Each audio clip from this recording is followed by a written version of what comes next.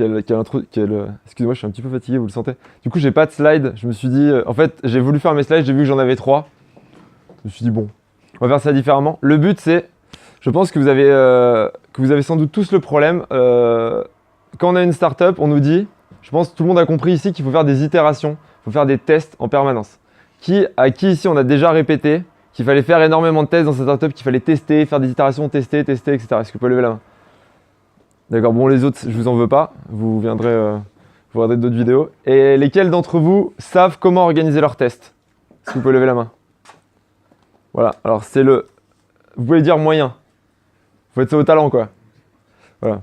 Donc je me suis rendu compte qu'il y avait un petit problème. Il y a le framework, donc framework pour ceux qui ne connaissent pas, c'est une façon de penser.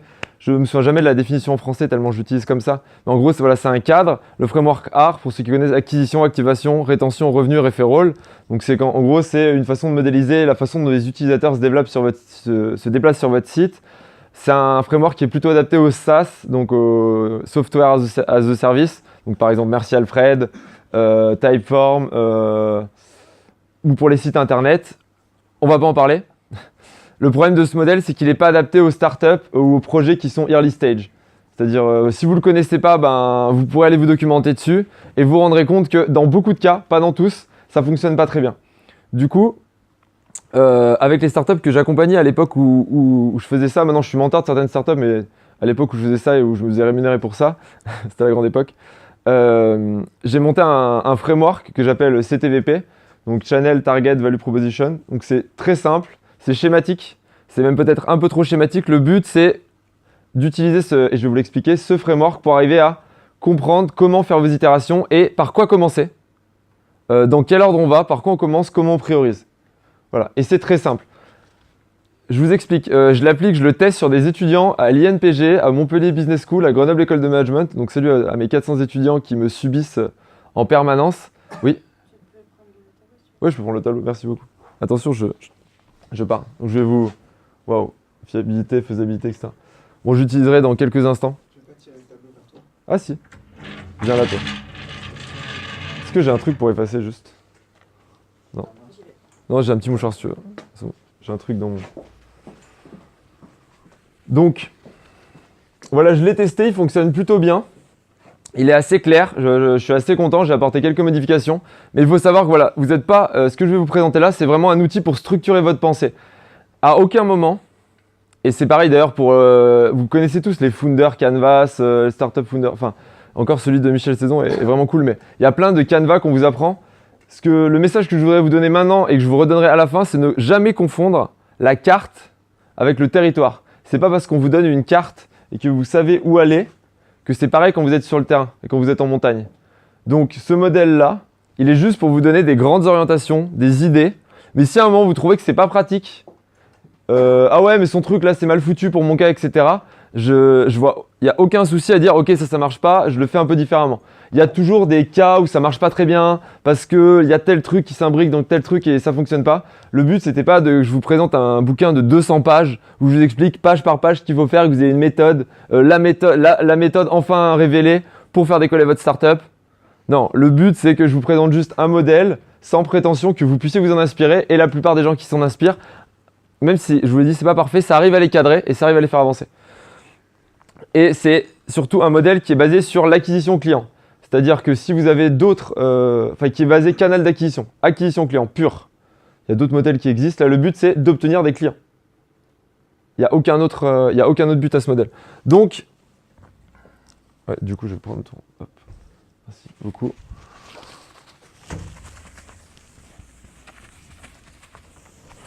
La première chose que vous devez, et ça c'est pareil, c'est un outil de réflexion auquel on va réfléchir ensemble ce soir, c'est vous devez déjà définir le C. Vous allez vous dire, waouh, trop bien. Ça a l'air super complexe comme ça. Alors il y a un autre modèle qui existe, que j'ai vu passer une fois dans une vidéo, j'ai jamais réussi à retrouver la doc.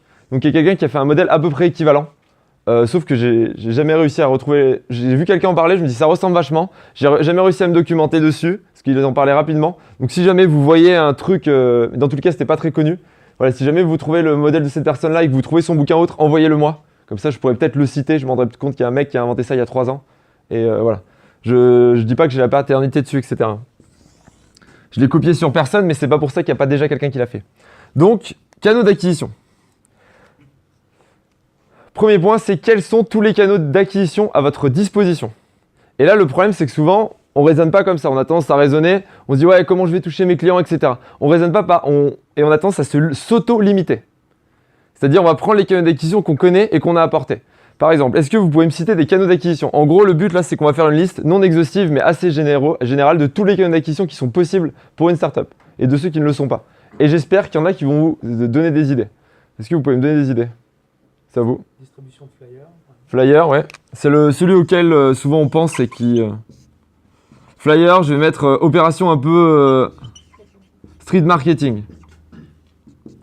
C'est assez général. Je veux dire, c'est qu'on fait une opération dans la rue pour vous donner de la visibilité. Donc des flyers, une opération, vous courez avec un... Vous courez déguisé en panda, faites ce que vous voulez. Quelqu'un d'autre? Il y en a beaucoup, hein. On va aller... Pardon? La presse. Presse, nickel. Spécialisé, mais la presse, de façon générale. Les réseaux sociaux.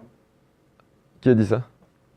Ah, tu vas prendre cher. Quand même, parce que sinon, Non, mais c'est la mauvaise réponse par excellence, c'est les réseaux sociaux. Mais je dis ça parce que je te troll un petit peu. Mais précise du coup, parce que tu peux préciser sans aucun souci. Les outils comme Facebook Ads ou Google AdWords, de référencement. Mais du coup, c'est tous des canaux d'acquisition, c'est pour ça que je te troll un petit peu, mais je sais très bien que tu savais, c'était drôle. Google Ads. Référencement, donc SEO, donc référencement naturel. Payant, du coup, c'est Google AdWords, je veux dire SEA. C'est un tout petit peu plus large, mais on va garder ça. D'autres? Mailing. Pardon? Mailing.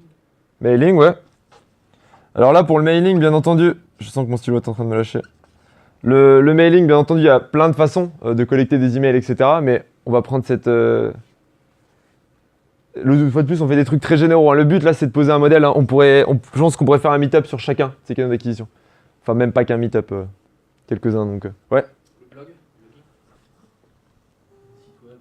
Alors, blogging, il y a le cadre du SEO pour te faire remonter. Tu fais un blog, tu te fais remonter en référencement. Et il y a le cadre du marketing d'influence où tu fais des guest où les gens, tu vas poster sur des blogs de gens qui vont parler de toi, en gros. Bien entendu, je résume, hein, mais voilà. Je mets pas le blogging tout seul, mais bien entendu, le blogging peut rentrer dans plusieurs stratégies. Que là, je découpe de façon assez rapide, arbitraire, une fois de plus, hein. Le but, c'est pas que vous me disiez ah oui, mais alors exactement, ma stratégie, c'est quoi? Là, une fois de plus, c'est pour raisonner de façon globale. Oui. L'opt-in, une page d'opt-in, une landing page. Une page Non, bah alors du coup, moi, ce qui va m'intéresser, c'est comment on fait venir du trafic sur cette landing page. Mais bien. Un quiz. Bouche à oreille. Un quiz, non, parce qu'un quiz, tu vas le dire. Enfin, dans cette stratégie-là, c'est un moyen, c'est plus un canal d'acquisition. Mais c'est pareil, c'est pertinent, hein. C'est juste que ce sera l'étape d'après. YouTube, ouais. Donc, soit dans le cas du marketing d'influence, soit en pub. YouTube, vous faites des ads sur YouTube, ou alors vous faites ça dans le cas du marketing d'influence. Marketing d'influence, ça va aller sur YouTube, Insta. Bon, du coup, j'ai mis Insta.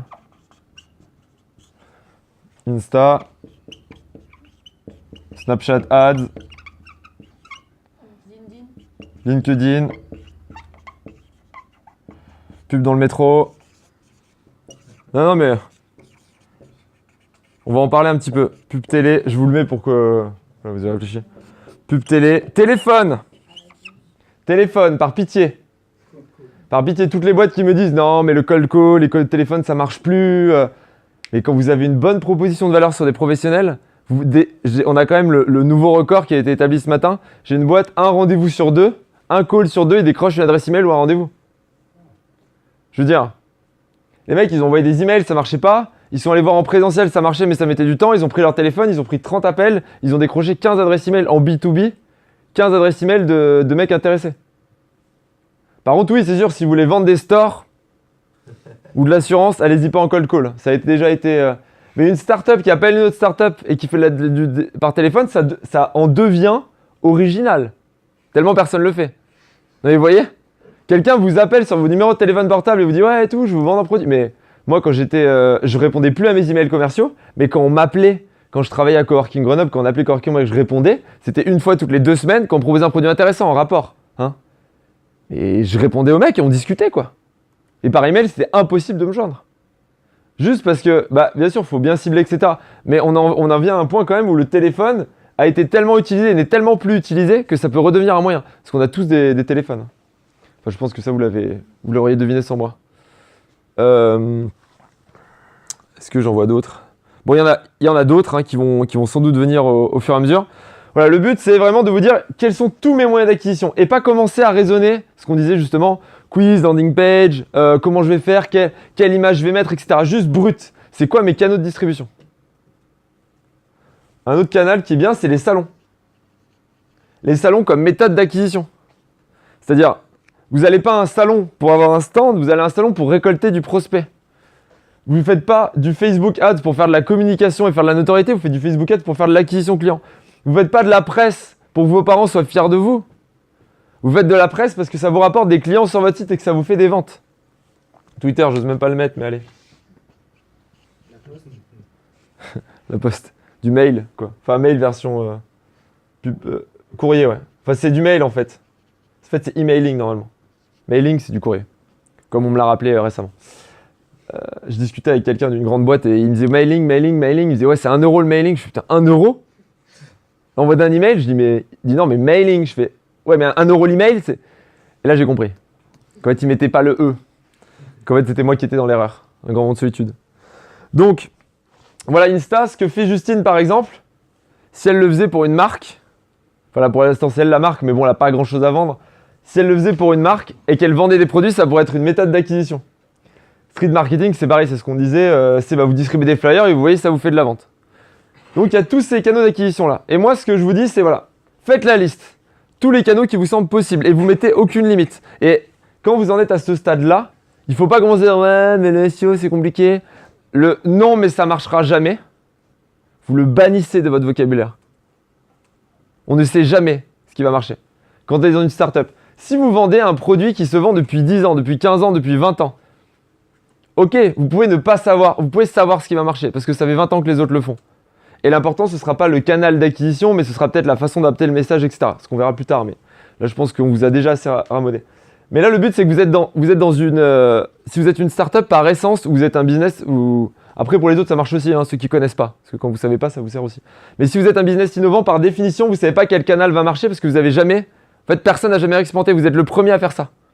Et je peux vous le dire, pour travailler dans des très grosses boîtes qui font de l'assurance, notamment, sur des produits un peu innovants, sur 2 produits qui nous semblent quasiment équivalents, avec le même canal d'acquisition, il y en a un qui marche, l'autre qui ne marche pas. Donc des fois, ça se joue à pas grand-chose. Une fois que vous avez défini tous ces channels, tous ces canaux d'acquisition, quelle est la deuxième étape? Vous allez prendre ce qui vous semble possible, enfin probable. Bon, il y en a beaucoup. Le travail est assez long, ça devrait vous prendre 2 heures. Donc attention. Si vous prenez plus de temps, je vous retrouve et je m'occupe de vous. Et là, normalement, ça fait longtemps, vous êtes dans une boîte, vous avez déjà défini les cibles que vous vouliez toucher. Ça, je ne reviens pas là-dessus, normalement, c'est une étape qui est préalable. Vous avez déjà défini les cibles que vous vouliez toucher, du type, on va toucher... Alors nous, notre cible, c'est plutôt les 25-35 ans, type mère au foyer, plutôt aisé, qui roule en Toyota et qui aime bien de temps en temps se faire plaisir en allant manger au McDo et qui regarde telle chaîne de télé. Voilà, vous avez tous votre cible à peu près dans la tête, qui s'avère être complètement... Enfin, qui n'a pas été validé. Le but, c'est, vous allez prendre ces cibles-là que vous avez en tête, que vous avez envisagées. Désolé, j'essaie de m'auto-faire rire mais ça fait rire que moi, tout seul dans ma tête. Merci à quelques personnes qui viennent de rigoler à cette blague. C'est difficile. Je reprends. Du coup, on pourra couper ça, Maxime, ou pas? Ouais, comme Maxime, quand je fais des trucs comme ça, il coupe la moitié de ce que je raconte. À la fin, on se dit, putain, le mec, il allait vite. En fait, non, il a raconté sa vie pendant 15 minutes au milieu. Donc, vous prenez ce qui vous intéresse, c'est là. Prenons le cas et je vais vous expliquer. Et vous allez définir votre cible en fonction du canal d'acquisition. Vous dites pourquoi? Est-ce qu'à votre avis, vous pouvez cibler les femmes entre 25 et 35 ans qui ont un enfant en bas âge et qui mangent sans gluten quand vous distribuez des flyers? Qui pense que c'est possible? Voilà, 1, 2, nickel. Excellent. Les mecs, c'est vrai que les mecs en face de nuit sont plutôt bons.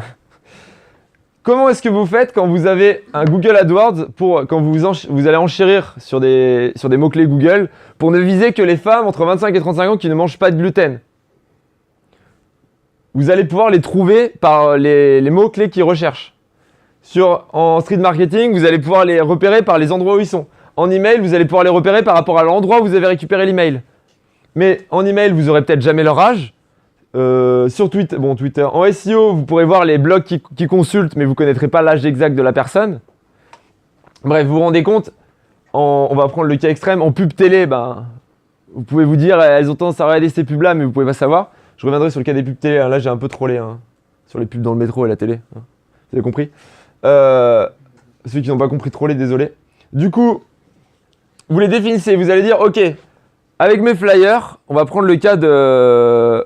Allez, on va prendre le cas de Petit Loup, qui a un petit peu pivoté depuis, mais c'est pas grave. Il voulait toucher les mamans qui ont des enfants en bas âge, entre 0 et 2 ans. Comment est-ce que vous faites avec des flyers pour distribuer aux mamans qui ont des enfants en bas âge? Ouais.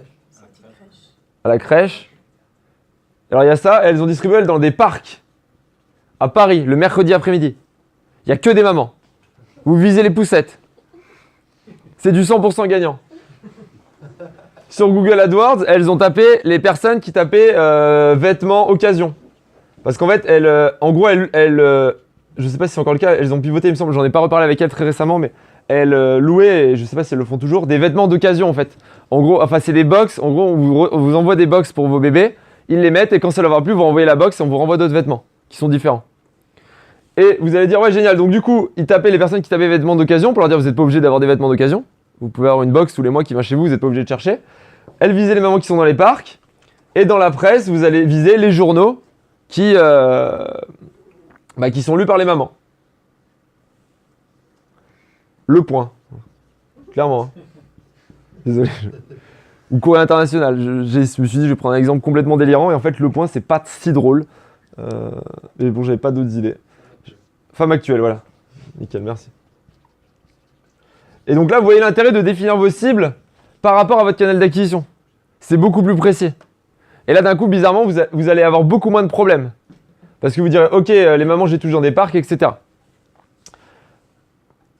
Autre point, ou marketing d'influence, vous allez les Instagrammeuses qui sont des mamans. Vous allez dire, ok, j'attaque les Instagrammeuses qui sont des mamans et je vais leur demander de me parler. Donc sur compte de maman.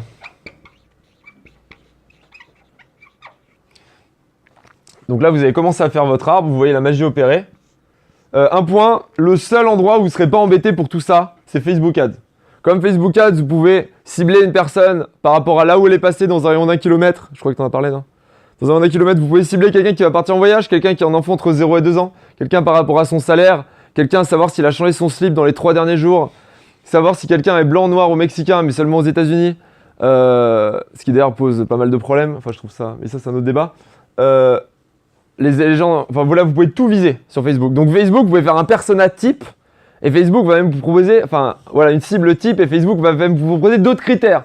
En mode non, je trouve que c'est pas assez détaillé. Est-ce que tu voudrais pas viser aussi ceux qui sont fans de pantoufles? Je pense que tu pourrais rajouter ça. Donc voilà, exception face de Facebook Ads, les autres moyens d'acquisition ont quand même des limites et on les connaît. Et du coup, d'où l'intérêt de définir votre cible par rapport à votre canal d'acquisition. Du coup, vous allez définir plusieurs cibles. Donc ça, ce qu'on disait, les parcs, les mamans qui passent dans les crèches, les mamans qui disent Le Point, les gens qui disent femme actuelle, les gens qui tapent vêtements occasion, les gens qui tapent vêtements bébé. En influenceur, les comptes de maman, les comptes de papa. Allez, on s'emballe. Voilà, vous avez défini tout ça. Et là, donc déjà, vous avez bien avancé. Vous avez vos canaux d'acquisition, toutes vos cibles par canal d'acquisition, ce qui fait que c'est tout de suite opérable. Vous pouvez tout de suite l'utiliser. Vous voyez, ça va... Enfin, je veux dire, vous l'avez intégré dans la réflexion. C'est pas après où vous êtes en galère à vous dire mais où est-ce qu'on va les trouver, comment on va faire. Et dernier point, vous prenez chacune de vos cibles et vous allez déterminer toutes les propositions de valeur que vous pouvez leur faire. Donc les propositions de valeur, je pense que vous êtes briefé là-dessus. Moi, je vous explique comment je définis une proposition de valeur. Pareil, c'est une méthode maison à appliquer avec comment on dit ? Avec modération, mais je trouve que ça marche plutôt bien. Pour moi, une proposition de valeur, c'est pas la description de votre produit, c'est vraiment ce que vous apportez. C'est la synthèse de 3 choses. C'est la synthèse du problème que vous voulez résoudre, de la solution que vous lui apportez et du pourquoi vous faites ça. Moi, quand je vais définir ma... Pardon, le why, je l'ai barré. Quand je vais définir ma proposition de valeur, je me dis, c'est quoi mon problème? C'est quoi la solution que j'apporte? Pourquoi je fais ça? Donc je me pose ces 3 questions-là. Des fois, ça prend un petit peu de temps, surtout le pourquoi et le problème. Souvent, on a la solution, ça y a pas de souci. Tout le monde a compris la solution qu'on a apportée. Par exemple, petit loup, le problème, c'est votre enfant grandit et vous devez en permanence suracheter des vêtements. La solution, c'est on vous donne ces vêtements et on vous les reprend à la fin. Et pourquoi elles font ça? Parce qu'elles trouvaient ça cool. Elles ont sûrement un pourquoi, mais voilà. Et vous vous rendez bien compte qu'en fonction de votre industrie, etc., en fonction de vos valeurs, il y en a un des 3 qui peut prédominer. Voilà, mais le but, c'est de faire la synthèse, de se poser les questions. Oui. Là, le pourquoi, tu disais pourquoi pour elle ou pourquoi pour la cible? Pourquoi pour elle? Pour elle. Pourquoi quand on entreprend, on fait ça? Et c'est ce que fait... Je vous le mets pas, mais je vous... Voilà, c'est... vous allez voir la vidéo de Simon Sinek, Why. Simon Sinek, comme S-I-N-E-K. Et il explique why, Golden Circle, blablabla, blablabla. Regardez au bout de 3 minutes 30, de toute façon c'est un américain, au bout de 3 minutes 30 il a tout dit. Mais ça dure quand même 18 minutes. Non j'exagère mais je trouve ça drôle.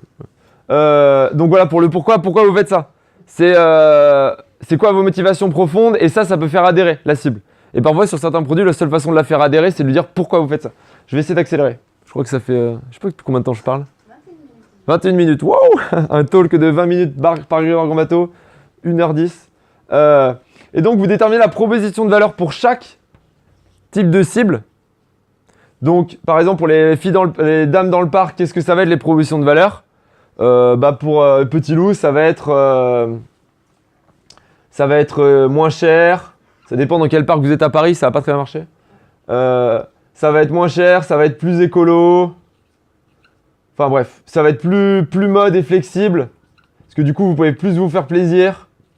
Je résume, je suis désolé. Et pour chacune des cibles, vous allez faire ça. Bien sûr, il y en a qui vont revenir des propositions de valeur. Parce que vous voyez, vous avez identifié des cibles différentes, mais en fait, par rapport au canal d'acquisition, mais c'est plus ou moins beaucoup de fois les mêmes personnes.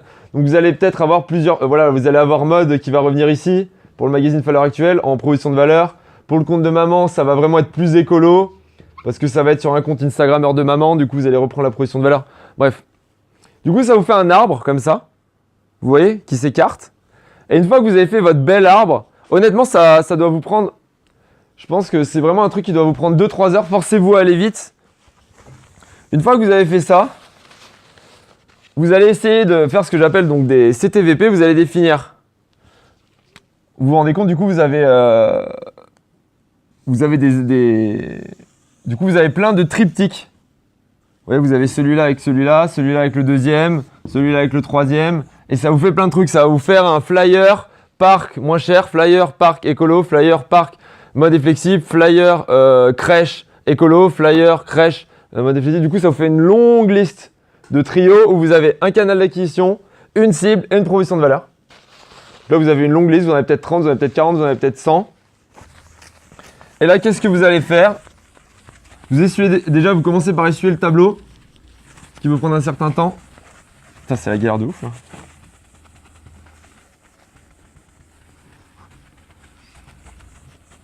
Vous avez une liste d'une centaine de trucs, ou 80, ou 30 si vous n'êtes pas inspiré, ou 8 si vous êtes vraiment pas bien.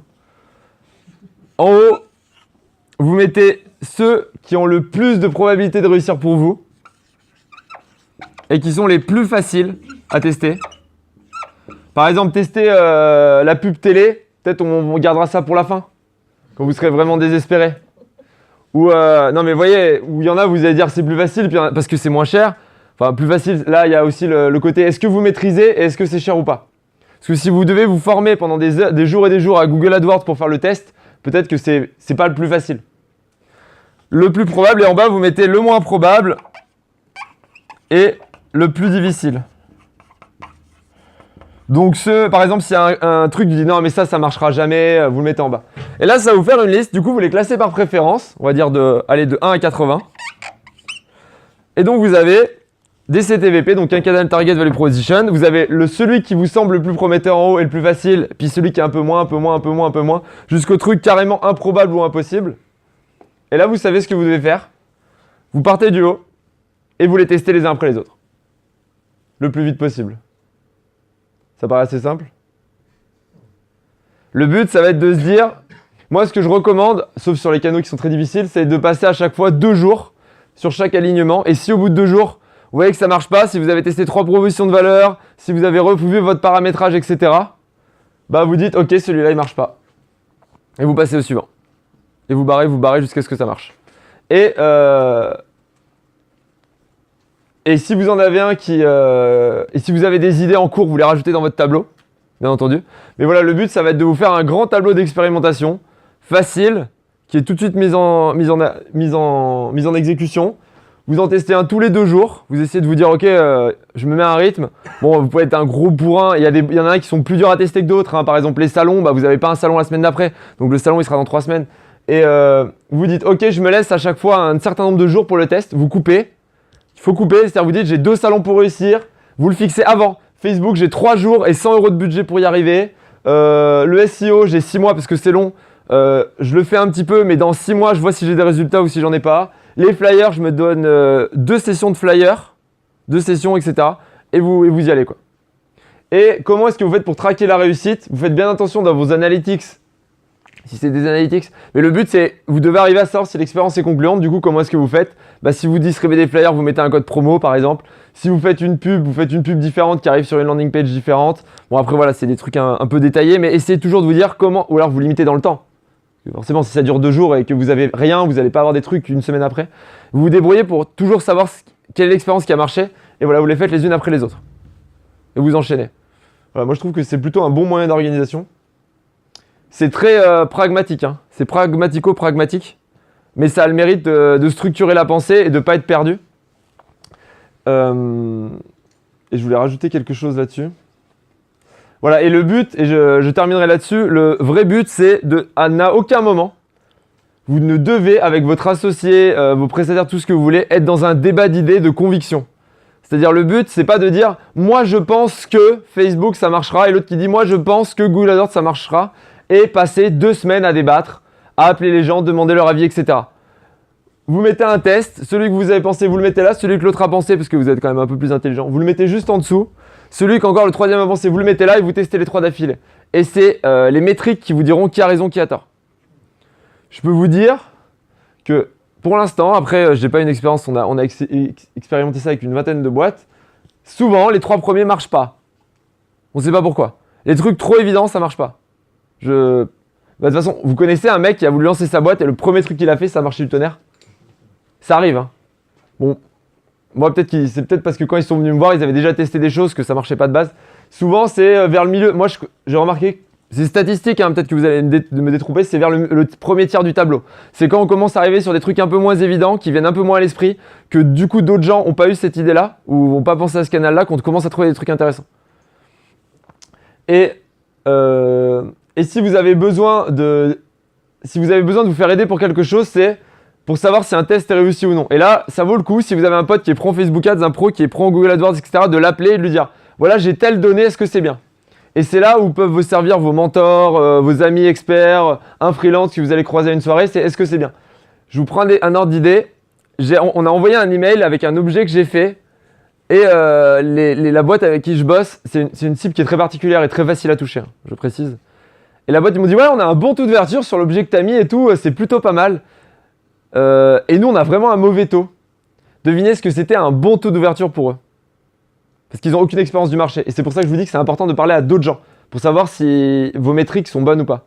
À votre avis, c'était quoi un bon taux d'ouverture? Un tiers? Pour vous, c'est quoi un bon taux d'ouverture de mail? Sur des emails à des gens que vous ne connaissez pas? 10? 15? 3? Voilà. On était à 89%.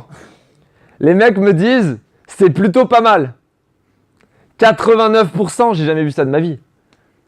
Et ils disent, ouais, nous, notre email à nous, il n'a pas marché, on est à 67.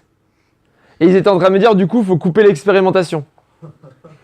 Vous coupez pas, les gars. Vous continuez. Ça marche. Donc, c'est important que, après, pareil, un coût par clic, quelqu'un me dit, ouais, j'ai un coût par clic sur Facebook Ads à 2 centimes, je trouve ça un peu cher.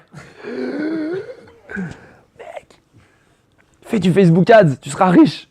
Donc, quand vous faites un test comme ça sur un canal d'acquisition, Si vous n'avez pas d'expérience, demandez toujours à quelqu'un qui en a plus que vous pour savoir si c'est pertinent ou pas. Et si vous vous rendez compte que c'est pas bon, passez à celle d'après. Voilà. Le plus dur, c'est d'avancer et de ne pas rester bloqué sur le premier. Il y a un moment, quand ça ne fonctionne pas, c'est peut-être que c'est pas le bon canal d'acquisition, pas la bonne cible ou pas la bonne proposition de valeur. Et je finirai là-dessus, ne confondez pas communication et acquisition client. C'est pas en faisant des posts sur sa page Facebook ou en faisant quelques tweets de temps en temps que vous allez faire ramener des clients. Vous allez ramener des clients en utilisant des canaux d'acquisition, en les testant les uns après les autres. Donc n'attendez pas que votre post devienne viral, n'attendez pas qu'il se passe quelque chose. Vous devez être acteur et ne restez pas 6 mois sur un canal d'acquisition. Plus vous irez vite, plus vous serez sûr que votre test est bien un échec en faisant valider par quelqu'un qui s'y connaît mieux, plus vous aurez de chances de réussir. Voilà, merci à tous.